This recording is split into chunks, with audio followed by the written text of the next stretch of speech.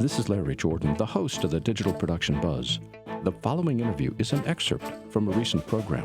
To hear the entire program, visit digitalproductionbuzz.com. Ned Soltz is an author, an editor, an educator, and a consultant on all things related to digital video. He's also a contributing editor for Digital Video Magazine, a moderator on Tupop and Creative Cow forums, and a regular correspondent here on The Buzz. And as always, I'm delighted to say, Ned, welcome back. Always good to be back, Larry, and Happy New Year to you and to all of our viewers. I postponed my New Year's celebration until after we're finished, just to make certain that I'm absolutely, completely coherent. But the Corbel is chilling in the fridge right now, so you're the beginning of my New Year's celebration. I appreciate that very much, and I want to duck when you pop the cork. A very happy New Year to you as well. We're devoting tonight's show to looking forward to 2016. You spent a lot of time last week telling us about some new camera technology that caught your eye last year. But what are you expecting from the new year? Well, I'm hoping in the new year to see much more with HDR, with high dynamic range, because already we have the cameras that can shoot the high dynamic range. We certainly have the software that can deal with high dynamic range. I'm looking for that in displays right now. Hopefully, we'll begin to see, if not in the new year, actual physical delivery, perhaps proposals in the new year for HDR standards, and the beginning of monitors that are going to be able to display HDR in price ranges that are both the astronomical as well as certainly the higher end price range. I think that's where video and production really needs to go right now. And I suspect we're going to see a lot more of that over the coming year. Do you think HDR is going to take some of the steam out of the engine for 4K and 8K, that once you see HDR, the migration to higher resolution is going to lose force?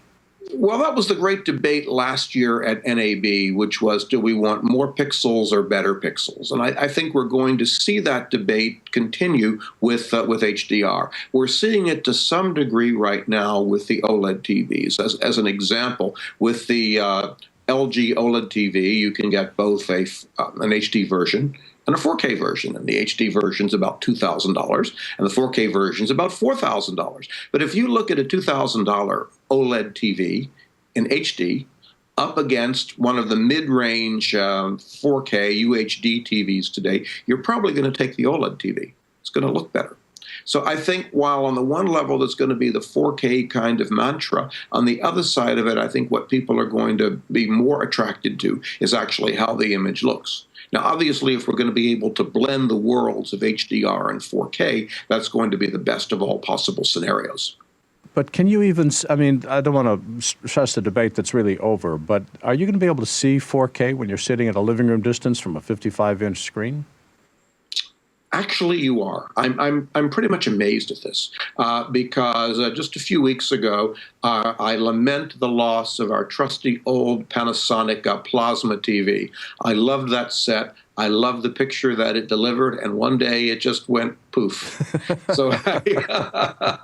So I did replace it with one of the 2015 models of the Samsung, they call it an SUHD, which is their quantum dot technology, whatever that means. But it's basically a color space somewhere between Rec 709 and DCI-P3. And believe me, I can see the difference, whether it is an up-resed 4K signal or whether it's a 4K coming from Netflix or the like. In fact, it is too good. It is too sharp. I found myself dumbing that TV down by turning down a lot of the sharpness and by doing other tweaks in the picture profile. I think you can see it. You can see it too much. Well, there's a point where the quality is excessive, and it's lost its fantasy now. I'm a big fan of HDR, and I'm looking forward to that rolling out into the broad market. But if we put our HDR aside, what other trends are you looking to see for the next year? Well, I'm certainly looking to see perhaps fewer new cameras and much more development for the existing cameras. I think manufacturers are beginning to recognize that they just cannot keep obsoleting their existing camera line and expect people to throw away a 2 or 3-year-old camera and immediately buy a new one. So we'll probably see much more firmware development. I mean, Sony had already said, as an example, for their F5, F55 series, they saw really as potentially 5-year cameras. And we're going to be seeing that right now, even in mid-range cameras from Panasonic and JVC and from other vendors, that we're going to be looking, at the very least at 3-year cameras. So we'll be seeing incremental firmware developments of these cameras. I am hoping that we'll see something from Apple, which has been completely MIA, both in terms of professional hardware. I mean, I'm going on to 2016 with the 2013 Mac Pro. Apple just worries me right now. And also, we haven't seen an update to Final Cut 10 for a while. And I am hoping that Apple hasn't forgotten about Final Cut 10, but continues the excellent stream of development that they've had up to this point. So it's a hope and it's a concern from Apple. Obviously, we're going to see ongoing increments from Blackmagic with DaVinci Resolve, which I love as a color grader and color corrector, and I'm actually even learning how to use it. Learning how to use it from the perspective of being a colorist. The software itself is remarkably easy to use. Being a colorist is a whole other set of skills. But I've yet to really be taken by its editing features. I think they're there. They're very nice. It's a little slow. It's a little cumbersome. And I hope they put some development into that editing area of it, which I'm positive they will be. And the other thing is, I'm looking forward to the great excitement of what I see of coming out of small vendors right now. People with, whether they are small machine shops making new sliders or camera accessories, people with small shops creating new and interesting and intriguing product that may or may not be funded by vendors, as we talked about last week. But I think that is another area of great creativity and I think great potential of people who are extraordinarily talented in terms of computer programming and people extraordinarily talented in terms of electronics and metallurgy and industrial design. So I think we'll see a lot more of that. Well, Randy Altman mentioned in her segment that she's very interested in virtual reality. What's your sense on that?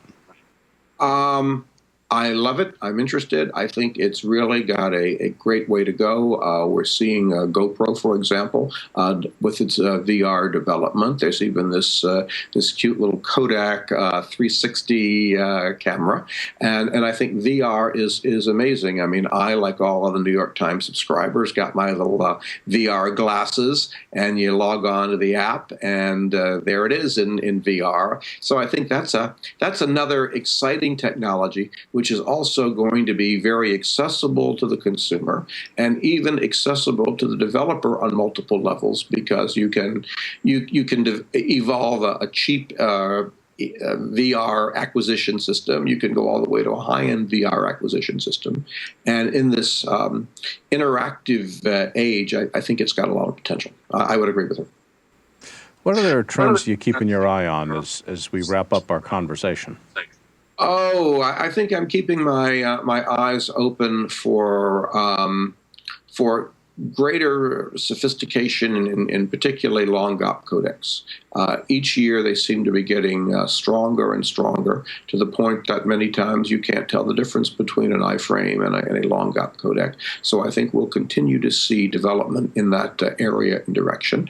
And also in terms of camera sensitivities, of the increasing development of the CMOS chips to eliminate much of the rolling shutter and jello vision global shutters, or at least compensation for that in the hardware design of these sensors. So I think that's another direction that we're going. And then lighting is a whole other area as we move into other forms of LED lighting with no green spikes, with much higher CRIs. So that's another untouched area right now, and that's the excitement really of lighting. If you can say lights are exciting, now they are.